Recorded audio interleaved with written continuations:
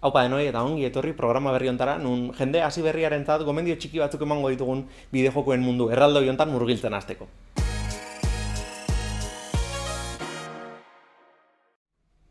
Programa hontan astero bi gauza egingo ditugu. Alde batetik, gomendio orokor bat emango dugu, gomendio errex bat, edonorentzat baliagarria izan daitekena, baina bereziki esango nuke hasi berrientzat, eta oraindik inoiz jolastu ez duten horientzat baliagarria izango dela, eta bestetik, jokoak gomendatuko ditugu noski.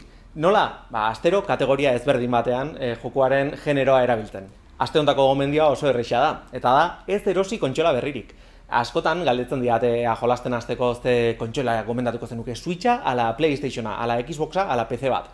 Eta ez daukatzen zondirik horrelako gastu bat egin behar izateak jolasten hasteko. Erabili ditzakezue kontsola zarrak, seme-alabenak, gurasoenak, anai-arrebenak, edonorenak, lagunen batenak, eta ez dute zertan berriak izan, jolastu daiteke dagoeneko pasa diren belaunaldi batzutako PlayStation batean, edo Wii batean, edo zeinetan. Eta horrelako kontsolarik ez baldin badaukazue, hala ere edukiko dezu aukera jolasteko, adibidez, ordenagailutan, nahiz eta ez belaunaldi berriko txartel grafiko bat eduki, badaude joko asko, txikiak eta sinpleak direnak, jolastu ditzakezuenak edozein ordenagailutan. Eta beraz ni hortik hasiko nintzake. Aurkitu dezuen kontsola zar batekin edo etxean dagoeneko badakazuen ordenagailu batekin. Horiek ez baldin badira aukera bat, denok daukagu poltsikoan jolasteko gailu bat. Eta hori, mobila da, mugikorra da noski. Programa honetan gomendatuko dituan joku dexente, mugikorretan jolastu daitezke, eta beraz, seguro nago zerbait interesgarria aurkituko dezuela. Beraz hori, ez junden dara eta hasi gastatzen lare, boste, seire, euro katxarrotan aukera daukazuenean, dagoeneko etxetik dazkazuen trasteak erabiltzeko, eta bideojokoen munduan murgiltzeko zuen gustoka izango den joku batekin, diru askori gastatu behar izan gabe.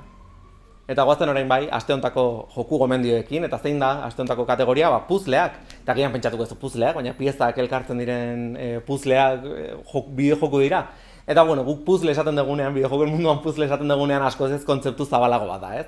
Mekanika nagusi bezala, edo joku nagusia pentsatzea denean, horri puzzle joku bat deitzen dugu. Eta badaude mota askotakoak, seguro batzuk zerrenda hontakoak ezagutuko dituzuela, eta beste batzuk ez. Hori espero dut behintzat, gomendio berriak beti dira interesgarriak, hasi que goazen zerrendako lehenengoarekin, nik uste dut denok ezagutuko dezuela joku hau, ze azkenean bideojokoen munduko totem oso garrantzitsua da, eta hori da, Tetris. Baina noski ez dizuet eskatuko 1970 ez dakizen batean kaleratu zen bertsio batera jolasteko, gomendatuko dizudan bertsioa askoz ez berriagoa da, duela urte gutxi ateratzen, eta Tetris Effect deitzen da. Azken finean, Tetris bat da, eta berez esplikatzen dezunen jendeak esaten du, ez? Zergatik da hain berria eta hain ona, Tetris normal bat aldin bada.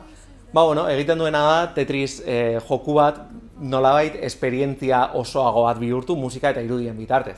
Eta lortzen duen sentsazio hori oso borobila da, eta horregatik nik edonori gomendatuko nioke jolasteko. Noizbait Tetrisera jolastu baldin badezue, izugarri disfrutatuko dezue, eta hasten ari baldin bazterate, azkenean nivel ezberdin ez osatuta dagoen joku bat da, eta progresio oso argia du. Orduan hasierako nivelak oso errex pasa daitezke, eta ikasten zoazen enean komplikatzen dijoa gauza. Orduan oso joku gomendagarria da. Kontsoletan eta PC-en kaleratu da, kontsoletan Nintendo Switchen badauka bertsioa, eta bai PlayStation eta bai Xboxen, eta hori, esan bezala PC-en, gainera, kasualidadez baldin badaukazue trasteren bat errealitate virtualekoa, jolastu daiteke. Jolastu daiteke Tetris efektera guztiz inguratuta argiekin eta efektuekin, eta oso esperientzia divertigarria da. Noski, eta modu bakarra jolasteko, beste edozein pantailetan ere jolastu dezakezue, eta denetan da oso joku ona, hasi que nik asko gomendatuko nizueke. Bigarren jokua lehen esan bezala mugikorretan jolasten den egitako bada, eta Monument Valley da. Monument Valley puzzle joku bada, noski, eta geometriarekin eta perspektibarekin jolasten duen puzzle jokua da. Oso sinplea da, azkenean behatzekin bakarrik jolasten da, tokitan ikutzen, eta gure helburua pertsonaiatxo bat hasierako puntutik bukaerako puntura eramatea da. Baina horretarako erabili ditzakegu nivel osoa osatzen duten piezak, eta horiek mugitzen, perspektiba ezinezkoak lortzen, lortu ditzakegu, hasieran ezinezkoak diruditen bideak osatzea. Oso joku polita da, eta bi atal ditu, biak erosi daitezke bai Android eta bai iPhonean, okerrez banago. Eta batzuk atera dira, batzuk ez, bi joko horiek atera dira PC-en ere bai, beraz mobiletan jolasta gustatzen ez bazaizue, badaukazu aukera hor, baina nik mugikorretan jolasteko gomendatuko nizueke, oso esperientzia polita da.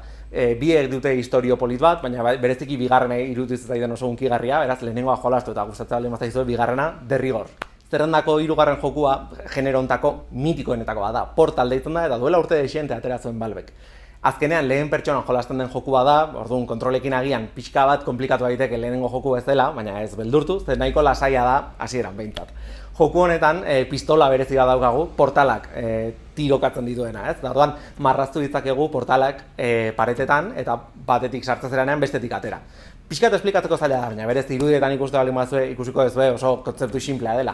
Hori bai, nivelak geroz eta gehiago komplikatzen dira eta sormen desiente behar da soluzio batzuk topatzeko. Zorionez, joku nahiko zarra da, edozein ordenagailutan jolastu dezakezue, eta gainera Nintendo Switcheko bertsioa ere badauka, eta kontsola batzutan ere atera zen, bai PlayStation eta bai Xboxen, baina zoritxarrez ez oraingo belaunaldikoak.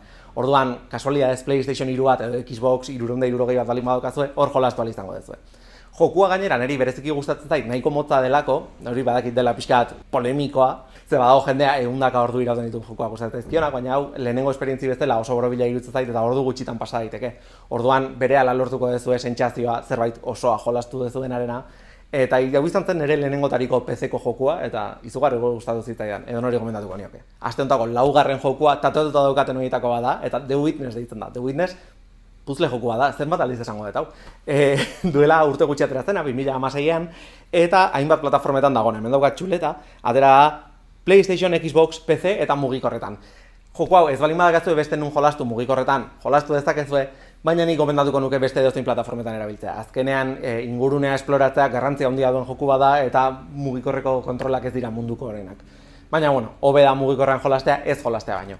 Joko hau oso simplea da, eta azkenean panel batzutan topatuko ditugun laberintoak osatzean data, baina laberinto horietan agertuko dira elementu berriak pixkanaka, eta horiek ze esan nahi duten ikasten joan barko gera. Joko hau bereziki gustatzen zait, ze azkenean lortzen duena ez da puzzle oso zailak izatea sentsaziorik onena, ez? Sentsazio zoriontasun gehien ematen dizuna da, puzzle txikietan deskubritzen dezunean pieza berrietako batek nola funtzionatzen du. Inolako testurik gabeko jokoa eta dena probatzearen bitartez lortzen da. Orduan, arau bat ulertzen dezunean, borobilonek esan nahi du ezakitzer, edo karratunek esan nahi du ezakitzer, eureka sentsazio hori mundiala da, eta horregatik da izugarri gustatzen zaiten joku bat. Sorpresaz beteta dagoen joku bat da, eta hoiei buruz hitz egitea izugarrizko spoilerra izango zen, hasi besterik gabe esango dizuet jolasteko. Eta aste hontako gomendioekin bukatzeko, El Profesor Layton saga. Bai, saga oso bat da, baina hasi zaitezkete zuek nahi ez zuen tokitik. Joku pila bat dituen saga da, baina nik lehenengo 3 gomendatuko dizkizuet bereziki. Bi arrazoirengatik. Alde batetik onenak direlako, nire ustez formula agortu baino lehenagoko jokuak izan zean eta mundialak dira, historio polita dazkate eta puzzleak oso originalak dira, edo behintzat momentu hortan hori iruditzen zaiten. Eta bestalde batetik eskuragarrien dauden jokoak dira. Azkenean lehenengo 3 badaude eskuragarri bai Nintendo DS-en eta bai mugikorretarako. Nik bietan jolastu nun, bere garaian atera zirenean Nintendo DS-ean eta duela gutxi mobiletara eraman zituztenean berriro jolastu nituen. Eta egia esan esperientzia ia berdina da. Enuke esango bata bestea baino okerragoa denik, ze azkenean Nintendoan ere dena pantailan ikutzen egiten zen, orduan traslazioa oso ona izan da.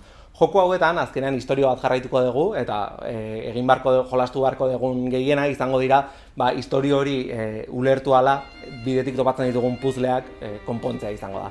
Puzzle horiek edozein motatakoak izan daitezke, asmakizun modukoak edo problema matematikoak, baina inoiz ez dute kalkulo zaldi beti dagate giro politen bat, logika arazoak, beti dira oso puzzle politak, oso divertigarriak, eta orokorrean niri oso esperientzia politak iruditzen zaizkit. Orduan orain 3 mobiletan jolastu ahal izan da, nik uste dut aukera oso ona dela, Nintendo Switcherako kaleratuko den joku berria atera aurretik, baina formularekin pixka bat familiarizatzeko.